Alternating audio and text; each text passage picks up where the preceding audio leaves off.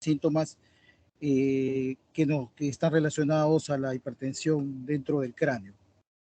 El objetivo, ¿no?, de esta clase, ¿no?, es realizar una buena anamnesis e interpretar los hallazgos más importantes del examen físico en relación a este síndrome, ¿no? ¿Qué cosa nos van a hacer sospechar qué síntomas y qué signos, ¿no?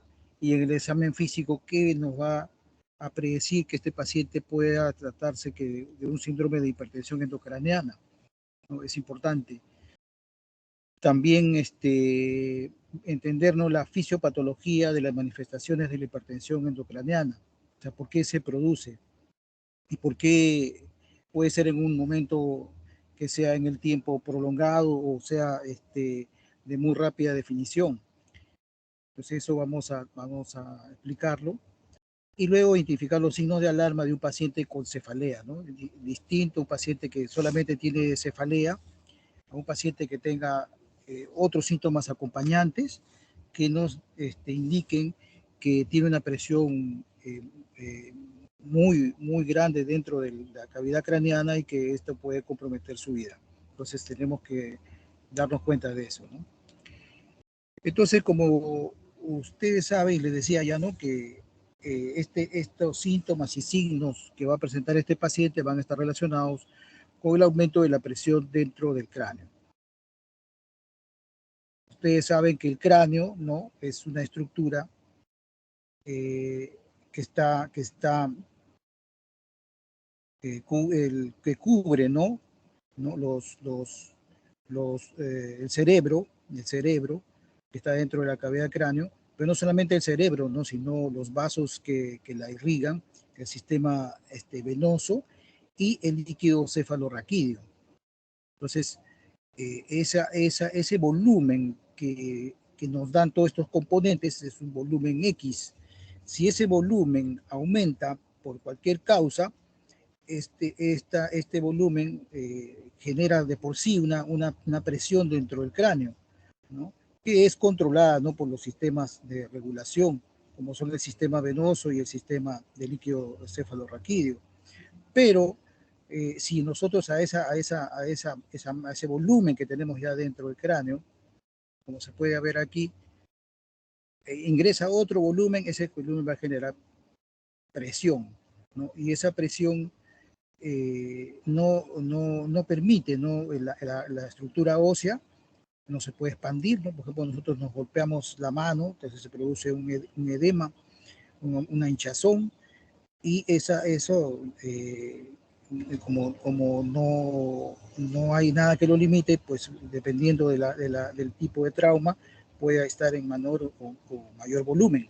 En este caso, dentro del cráneo no puede pasar eso, ¿no?, porque la estructura ósea no lo permite. Entonces va a haber una mayor generación de presión dentro del cráneo. Entonces va a haber hipertensión dentro del cráneo.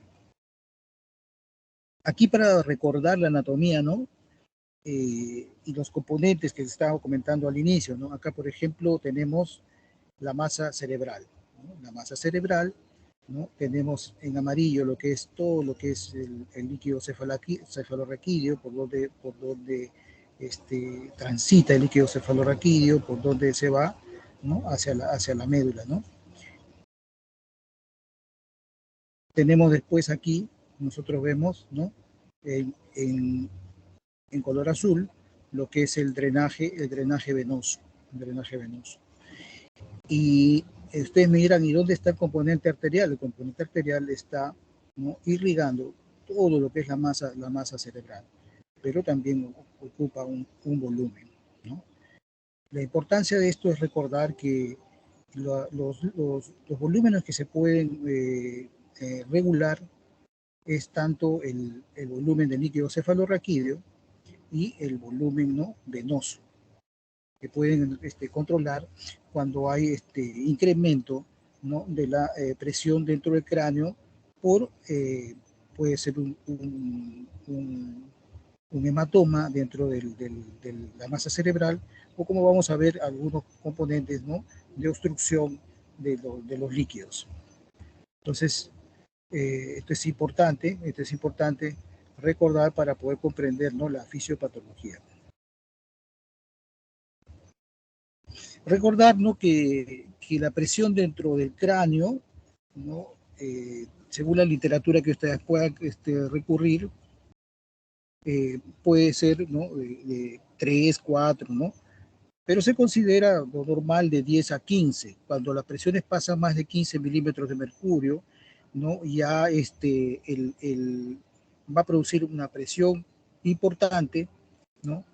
Y dependiendo de los mecanismos, ¿no?, de regulación, van a permitir que se pueda soportar esta presión. Sin embargo, si la presión, como pueden apreciar aquí en la figura, ¿no?, es ocupada, ¿no?, por otro volumen que va a desplazar a la masa que había anteriormente, puede producir, ¿qué cosa? Una hernia, ¿no? Porque el único agujero que tenemos nosotros es el agujero magno, ¿no? Entonces por ahí va a intentar la masa cerebral salir. Entonces va a producir una herniación con una compresión del tronco cerebral, ¿no? Y eso es lo que nos va a dar las diferentes manifestaciones que va a tener estos pacientes. Aquí para recordar, ¿no?, la parte fisiopatológica, ¿no?, la doctrina de Monroe Kelly, que pues él decía, ¿no?, como estábamos viendo nosotros en esta imagen anterior, veíamos nosotros la cavidad del cráneo, ¿no?, y acá hace un símil donde podemos ver los componentes, ¿no?, que están dentro del cráneo. Entonces habíamos hablado del componente de la masa cerebral, habíamos hablado del flujo venoso, y acá podemos ver representado el flujo arterial, ¿no?, y en amarillo lo que es el líquido cefalorraquídeo. Entonces, aquí está todo en armonía porque están ocupando cada uno su volumen que le corresponde. Sin embargo, si es que por algún motivo, ¿no?, otro volumen, ¿no?, ocupa este espacio, ¿no?, este volumen puede ser, ¿no?, generado por una obstrucción tanto del líquido venoso como del líquido cefalorraquídeo, o puede ser un componente, ¿no?, de sangre arterial, ¿no?, al romperse una arteria, o simplemente una masa tumoral, o un edema dentro del cerebro. Esto representa en azul. Entonces, ¿qué va a hacer el organismo? En este caso, va a tratar de compensar a través, ¿no?, de eliminar sangre venosa y eliminar líquido cefalorraquídeo.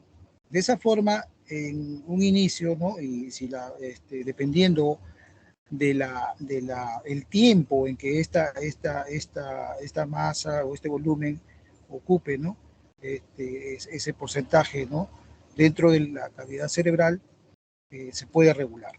Sin embargo, si este volumen supera, ¿no?, el control, ¿no?, o sea, ya no se puede sacar más líquido cefalorraquídeo, ya no se puede sacar más sangre venosa, la presión va a ser mucho mayor, ¿no?, y va a darnos una serie de síntomas por la compresión a nivel, ¿no?, del tronco cerebral. Aquí van a ver ustedes, ¿no?, cómo es la curva presión-volumen. Entonces, si la volumen permanece constante, bueno, la presión, ¿no?, está equilibrado. Entonces, ¿qué pasa, no?, cuando estos mecanismos no controlan ya el volumen, ¿no?, que va a ocupar, ¿no?, la masa? Entonces, rápidamente se eleva la presión, ¿no?, y esto puede producirle que el paciente tenga una herniación. Entonces, todo este componente, ¿no?, fisiológico es lo que nos va a dar las manifestaciones. Si un paciente tiene aumento de la presión dentro del cráneo, lo primero que va a tener, pues, es cefalea, ¿no? Si ya hay un mayor compromiso, ¿no?, del tronco encefálico, se van a comprometer los centros de la respiración, los centros, ¿no?, del control de la frecuencia cardíaca, y eso nos va a dar manifestaciones, ¿no? Entonces, es distinto de repente un paciente que tiene una hipertensión dentro del cráneo y da cefalea, ¿no?, a un paciente que venga con cefalea más dificultad respiratoria, más una frecuencia elevada. Entonces el compromiso de presión dentro del cráneo es mayor, y eso nos va a alertar a nosotros para ver qué cosa hacemos, ¿no?, por ese paciente. Esto es un poco lo mismo, ¿no? Para que ustedes vean, ¿no?, cómo se puede producir la descompensación dependiendo de cómo va la masa aumentando su volumen. No sé si es un proceso tumoral crónico poco a poco, ¿no? Pero sí es un proceso, como pueden apreciar en la imagen de la izquierda, por ejemplo, una hemorragia por una ruptura, por un trauma, ¿no?, una ruptura de cráneo con un trauma arterial. Eso rápidamente va a ocupar un espacio y el paciente en minutos o horas se puede descompensar, ¿no? Y puede haber una herniación rápidamente. Entonces va a depender mucho de la evolución, ¿no?, que tenga esa masa dentro de la cavidad craneal. Entonces es un poco lo mismo que le estaba comentando, ¿no? Cómo es la compensación a través de los componentes. O sea, acá para solamente recordarles, ¿no?, que el componente arterial que lo hemos acá representado en rojo, no, y la masa cerebral no pueden variar su volumen. O sea, estos volúmenes se permanecen constantes. Los únicos que regulan son el líquido cefalorraquídeo y el volumen venoso, ¿no? Hasta cierta capacidad nomás tiene, ¿no?, de respuesta. Una vez que esta respuesta está ya descompensada, el paciente puede ver herniación y con muerte por la hipertensión dentro del cráneo. Ahora, vamos a repasar la fisiopatología y hemos visto los componentes que estábamos conversando. Entonces, las causas van a estar en relación a esos componentes, pues, ¿no? Si, por ejemplo, nosotros hablamos de las lesiones no expansivas dentro de la masa cerebral, vamos a ver, ¿no?, que pueden ser expansivas de crecimiento rápido, como les decía, ¿no? Aunque puede ser algún tipo de tumores, los problemas infecciosos, ¿no?, que nos van a dar abscesos, granulomas tuberculosos, quistes, ¿no?, o hemorragias del encéfalo, como les decía, ¿no?, traumáticas o no traumáticas. Y puede ser, ¿no?, traumáticas, como por ejemplo el caso de los aneurismas, ¿no? O sea, por un aneurisma y hay un sangrado, y van a ustedes recordar la imagen anterior donde ocupa volumen y crea hipertensión del cráneo. Pero también puede esto estar, esta presión del cráneo puede ser por el otro componente, ¿no? El flujo del líquido cefalorraquídeo, una obstrucción en el flujo, ¿no? Va a darnos el mismo efecto, ¿no? De aumento de volumen. Al aumentar el volumen va a haber la presión incrementada. Entonces puede ser el caso de, por ejemplo, de niños pequeños que tengan hidrocefalias congénitas, ¿no?, o adquiridas, pacientes con infecciones del sistema nervioso central, como meningitis o meningoencefalitis, ¿no?, que van a bloquear el espacio suranoideo, por lo tanto no van a permitir el buen flujo de líquido cefalorraquídeo. O un paciente que tenga una fractura dentro del cráneo, que igual no va a obstruir el paso del líquido cefalorraquídeo. Por lo tanto, va a incrementar la presión dentro del cráneo. Y el otro es relacionado a lo que es las enfermedades de congestión venosa, ¿no?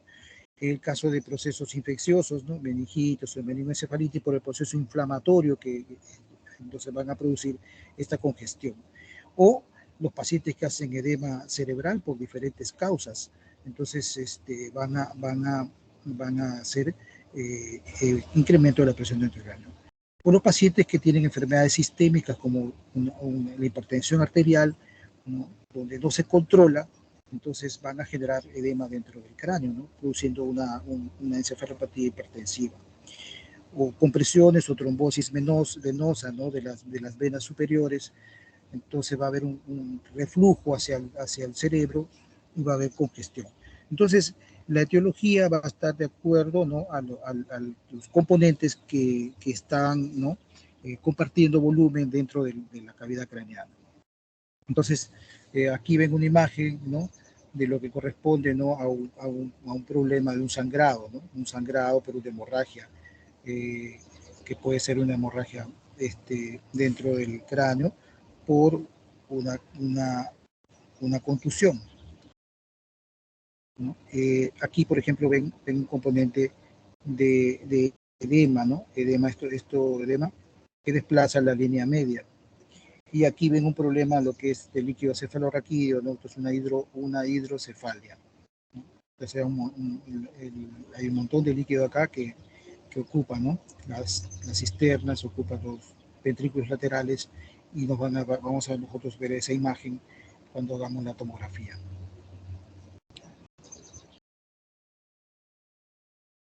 algunas causas, ¿no?, más frecuentes que producen diferentes tipos, ¿no?, de efecto dentro de la cavidad craneal. Entonces tenemos nosotros que lo más frecuente que produce este problema es el trauma de cráneo, ¿no? Un traumatismo cráneoencefálico que nos puede producir por diferentes causas, ¿no? Puede producir el trauma, una rotura de una arteria, va a haber ¿no?, incremento como una masa que ocupa, que ocupa un volumen que ocupa, ¿no?, y a producir presión, pero ese mismo trauma va a producir, ¿no?, lesión de los vasos alrededor de la lesión, produciendo edema, ¿no? Por un mecanismo compensatorio puede haber vasodilatación, por lo tanto va a llegar más sangre al cerebro. Entonces todo esto va a incrementar volumen dentro de la cavidad craneana y produciendo hipertensión. Otro caso también que tenemos que tener en cuenta son las hemorragias subaracnoideas, ¿no? Entonces, que pueden ser traumáticas, ¿no?, o no traumáticas. En este caso, la hemorragia subaracnoidea lo que va a producir es también un efecto de masa, ¿no?, porque hay un volumen de sangre que se está compartiendo, ¿no?, en la parte de la masa cerebral. Pero también este trauma va a generar también edema perilesional, ¿no? Entonces, como ven ustedes, y vamos a seguir viendo, por ejemplo, cuando hay trombosis venosa, la mayoría de causas lo que van a producir es edema cerebral, edema cerebral. Hasta, miren, la encefalopatía hipertensiva, los estados, ¿no?, de hiposmolares, ¿no?, cuando hablamos alteración del sodio, ¿no? Entonces, estos pacientes van a hacer edema. Entonces, el edema es uno de los principales componentes, ¿no?, del proceso de hipertensión endocraneal. Seguido de los efectos de masa, ¿no?, en el caso de trauma con ruptura de una arteria importante, en el caso de hemorragia subaracnoidea, en el caso, ¿no?, de un hematoma intercelular espontáneo o un absceso de diferente índole, ¿no? Pero en general todos van a producir edema. O sea, el edema es la principal causa de hipertensión dentro del cráneo. Ahora, ¿cuáles son las manifestaciones clínicas? Entonces van a depender, como les decía yo, del grado de compromiso de las estructuras dentro del cráneo. Entonces, el principal, el más frecuente es la cefalea, ¿no? O cefalalgia, ¿no? Entonces, seguido, ¿no?, de presencia de vómitos. Ahora, estos vómitos tienen una característica, son vómitos, ¿no?, explosivos, que lo te llamado también en chorro o en cohete, ¿no? El paciente no tiene una aura, no tiene náuseas de frente, nomás vomita. Entonces, eso es importante cuando ustedes hagan su anamnesis, ¿no? Porque el familiar lo puede traer diciendo el paciente vomita, pero ustedes tienen que preguntarle, ¿se cayó el niño? Se cayó el niño no refiere dolor de cabeza de repente porque no se repente llora del susto y se ha vomitado, entonces ustedes tienen que ver el tipo de vómito, ¿no? A veces en niños pequeños, ¿qué pasa? El bebé se cae y como seguro han visto ustedes, ¿no?, la mamá qué cosa les da el pecho y bueno, y lo sacuden, todo, y el bebé vomita, ¿no? Entonces lo traen ustedes. Entonces hay que preguntarnos bien sobre las características del vómito. Y hay que ver, ¿no?, a través de lo que es el examen, ¿no?, oftalmoscópico del fondo de ojo, ver la presencia, ¿no?, de edema en papila, ¿no?, papiledema, porque eso es un signo de éstasis papilar, ¿no? Van a ver ustedes las arterias que están, como se puede ver acá en la figura, ¿no?, un edema de papila. Y vean cómo están las arterias, ¿no?, están aumentadas de volumen, ¿no?, y cuando confluyen, ¿no?, dan esta imagen característica que es el edema. Entonces eso hay que buscar. No se van a olvidar de estos síntomas. Pero pueden ver otros síntomas acompañantes, ¿no?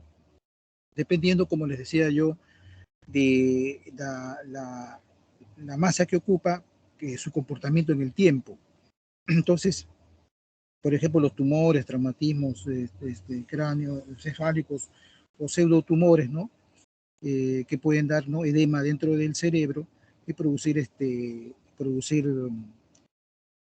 hipertensión, ¿no? Entonces, dependiendo de la causa, van a ver las manifestaciones.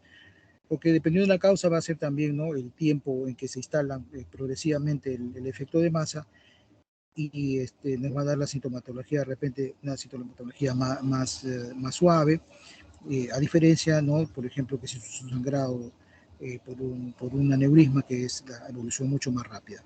Entonces, el periodo de instalación, agudo, subagudo, crónico, tienen importancia para poder nosotros ver las manifestaciones, ¿no? Ver los síntomas que se presenta este paciente. Lo otro es el estado previo del encéfalo, ¿no? Depende de su paciente que ya tiene una lesión previa, una tumoración, ¿no? Depende de la elasticidad y la agilidad anatómica del órgano, ¿no? Entonces, si es un paciente que ya tiene una lesión, tiene un ACV, tiene hidrocefalia, ¿no? Y sobre eso se agrega otro componente, por ejemplo, el sangrado, su respuesta va a ser menor. Entonces, hay más posibilidades que la sintomatología sea más exagerada. Y hay situaciones agravantes, ¿no? Como le decía, ¿no? Que pueden ser la hipoxia o la isquemia. En pacientes, por ejemplo, que sufren traumas no solamente craneoencefálicos, sino traumas, politraumas, ¿no? Como trauma torácico, entonces el paciente no va a tener una buena ventilación que van a coadyuvar a que este paciente pueda presentar otros síntomas, ¿no? Entonces, otra cosa que van a evidenciar, ¿no? Por esto es la disminución del nivel de conciencia. El paciente puede estar en letargia, estupor, llegar justo al coma. Entonces, tienen que valorar ustedes el nivel de conciencia en estos pacientes. La hipertensión, ¿no? Con o sin bradicardia es una de las cosas que tiene que llamarle mucho la atención. Si ustedes tienen un paciente que viene por cefalea, está con hipertensión, ¿no? Y con bradicardia, ese paciente estará peor que un paciente que viene solamente con cefalea, porque la bradicardia quiere decir que hay un compromiso de tronco cerebral y el paciente necesita urgentemente que uno le pueda resolver el problema. Entonces no da más tiempo porque el paciente está próximo a la hernia y al paro cardíaco, ¿no? Entonces, cuando ustedes tengan un paciente con cefalea, ¿no? El paciente le toman la presión, está hipertenso, le toman la frecuencia cardíaca, el paciente está con una bradicardia y hay una respiración irregular. Ese paciente está al borde, ¿no? De la herniación del tronco cerebral. Y esa triada que acompaña a la cefalea, ¿no? Es la triada de Cushing, ¿no? Entonces indica que el paciente está, ¿no? Que ya su respuesta a la hipertensión ya no da más, ¿no? Y ese paciente tiene que ser rápidamente intervenido. Entonces, ojo, eso es muy importante. A veces se nos pasa. El paciente no vomita, no hay una cefalea importante y el paciente presenta esta triada y se nos pasa y el paciente, pues su pronóstico va a ser malo, ¿no? Entonces, el diagnóstico es clínico, como ustedes ven, tiene que saber reconocer la sintomatología de que presenta el paciente, pero revisar bien la historia clínica, ¿no? De qué se trata, cómo fue la cefalea que lo trae. Entonces, esto es muy importante. Se sospecha, ¿no? De hipertensión endocraneal cuando tenemos pacientes con disminución del nivel de conciencia, ¿no? Pero como les digo, no dejen de tomar al paciente las funciones vitales porque más de una sorpresa se van a llevar si es que no hacen esto. Cuando uno tiene la sospecha clínica, ya puede decirnos con qué examen puedo ayudarme para ver si hay hipertensión del cráneo. Entonces ustedes lo que van a hacer, ¿no? Hacerle unas imágenes tomográficas y evidenciar, ¿no? Cómo está el componente de líquido. Van a ver si hay hidrocefalia, van a ver si hay una masa que ocupa ahí o si hay edema dentro del cerebro, ¿no? Entonces es importante. Ahora, si un paciente, por ejemplo, tiene sintomatología de hipertensión endocraniana, hasta en un 10% de repente no van a encontrar sinología en la tomografía, ¿no? De repente hay que esperar unas horas para nosotros poder tomar un control, siempre y cuando nuestra clínica así lo indique, ¿no? Si vemos que nosotros hacemos una valoración de la escala de Glasgow y esta cae, inmediatamente tenemos que corroborarlo a través de imágenes, ¿no? O neuroimágenes. Entonces, ¿qué podemos a estos pacientes, qué podemos nosotros como exámenes de ayuda? Podemos estudiar el líquido cefalorraquídeo, podemos hacer estudios neurológicos, como estaba mencionando anteriormente, como una tomografía cerebral o una resonancia magnética. Cada uno de estos exámenes tiene su razón y su importancia. no a todos le vamos a hacer todos los exámenes, ¿no?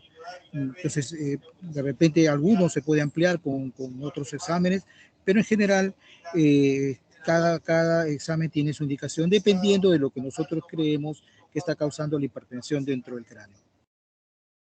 Entonces, la tomografía computarizada nos va a ayudar a identificar las lesiones intracraneales, ¿no?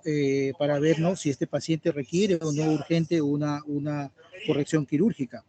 Y como pueden ver ustedes, lo único que se puede hacer en estos casos es descomprimir, ¿no?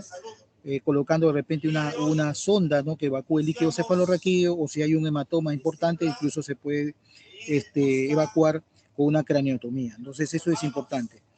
Identificar la seguridad del edema cerebral, ¿no? Entonces vamos a ver cómo está el edema. Entonces cuando hay edema en la tomografía, lo que vamos a ver es que los ventrículos laterales, ¿no?, se disminuyen, ¿no? Casi están borrados. Entonces, acá, por ejemplo, hay una lesión que ocupa espacio, pero hay un edema perilesional que tiene otra coloración. Y eso desplaza un poquito, ¿no?, a los ventrículos laterales.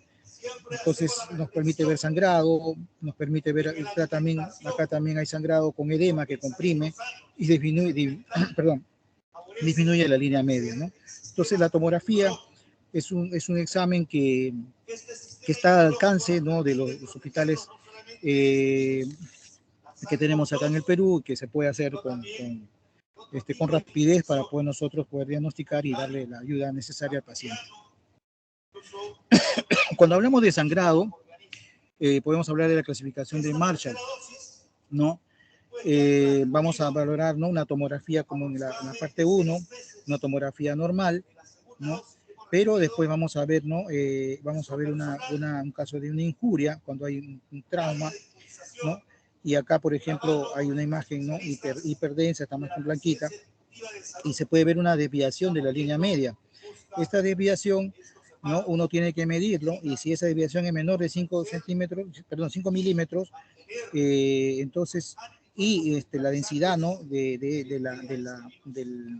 la masa que está ocupando líquido es mayor de 25, entonces es una injuria difusa,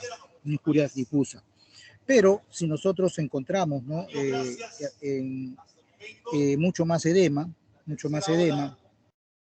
hay desviación de la línea media, ¿no? Pero también es menor de 5 milímetros y no se ven lesiones, ¿no? Entonces es un paciente que ya está con una injuria difusa de grado 3. Como ustedes ven acá, aquí se veían las cisternas, acá se ve todavía, pero aquí ya no se ve nada, es un borramiento completo. Entonces eso es una injuria, ¿no?, cerebral grado 3. Y tenemos, ¿no?, un grado 4 cuando tampoco podemos ver las cisternas aquí, ¿no? Pero ya la línea media, vean cómo se desvía, ¿no? Se desvía mayor de 5 milímetros. Entonces ya acá hay un grado de hipertensión mucho mayor. Al paciente, por ejemplo, aquí se le hace, miren, viene con un sangrado y se hace una descompresión. Acá, ¿no?, han hecho la descompresión con una craniotomía para poder evacuar el hematoma, y el paciente, ¿no?, que estaba con una hipertensión dentro del cráneo, ya ven ustedes, ¿no?, que los ventrículos se han dilatado, ¿no? Entonces es una de las formas de poder ayudar a estos pacientes, ¿no?, con la craniotomía descompresiva. Entonces, y esto lo van ustedes a ver en diferentes grados de acuerdo a la sintomatología que el paciente nos va a decir cuando llega a nuestras manos, ¿no? La resonancia magnética nuclear, ¿no?, nos permite también ver, ¿no?, lesiones mucho más precisas dentro del cráneo, sobre todo en fosa posterior, o porque se puede hacer unos cortes más finos. Por lo tanto, un sangrado que no se ve con la tomografía lo podemos ver acá, ¿no? Sin embargo, para sangrado, la tomografía nos ayuda para ver un sangrado importante que provoca hipertensión, ¿no? Entonces, la resonancia es un examen que no está al alcance de muchos hospitales, incluso no se considera un examen dentro de la emergencia. Entonces, sí, para poder nosotros, de repente, después de darle un tratamiento médico o descompresivo, ver algún otro tipo de lesión, ¿no? Entonces, nos puede ver si, por ejemplo, la lesión axonal difusa y contusiones, ¿no? Que no se pueden apreciar con la tomografía. Otros exámenes no invasivos tenemos, ¿no? La ecografía Doppler transcranial, ¿no? Que con la persona que tiene experiencia puede encontrar, pues, ¿no? Lesiones, ¿no? Sobre todo de las arterias proximales a la parte del cráneo. Entonces vamos a poder cómo está el flujo venoso, el flujo arterial, ¿no? En algún lugar que clínicamente nosotros sospechamos que puede haber un tipo de lesión. Entonces nos ayuda a este tipo de método que es la ecografía Doppler transcranial, método no invasivo. Y lo otro es la electroencefalograma, ¿no? Que antes eran unos trazados con ondas Q, beta, teta, ¿no? Pero ahora, ¿no? Esto da la facilidad de poder nosotros hacer mapas de actividad eléctrica.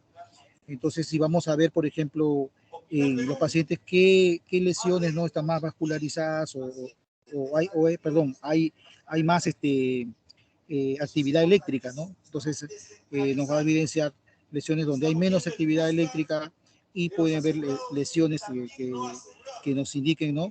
Que podamos hacerlo, complementarlo con otro examen como la resonancia magnética nuclear. Entonces, ahora tiene esta ventaja este método de evaluación no invasivo.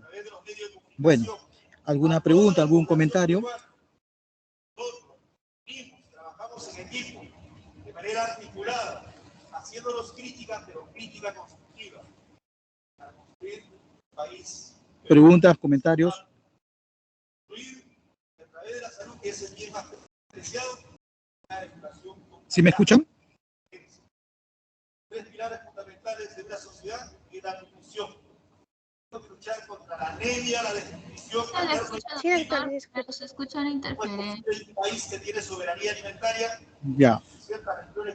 Bueno, esto es importante, como le digo, reconocer la sintomatología porque va a diferenciarles de un problema que es agudo, pero que no nos da mucha sintomatología, y de un problema agudo que requiere, ¿no? un tratamiento inmediato, ¿no? Esto es importante que ustedes puedan reconocerlo. Entonces, semiológicamente lo pueden hacer porque lo que ustedes reconozcan semiológicamente a través de los signos y síntomas van a pedir sus exámenes, ¿no? Y de esos exámenes ustedes les va a ayudar para poder darle el tratamiento al paciente. Entonces, es importante, ¿no? Que puedan reconocer estos síntomas, agruparlos en este síndrome, decir, no, este es un síndrome de hipertensión endocraneal que está comprimiendo tronco y este paciente tiene que rápidamente ser sometido, ¿no? A un proceso de una descompresión. Si no hay preguntas, entonces aquí nos quedamos. Mañana, después de la clase de las 8 de la mañana, vamos a hacer la clase de síndromes meningios.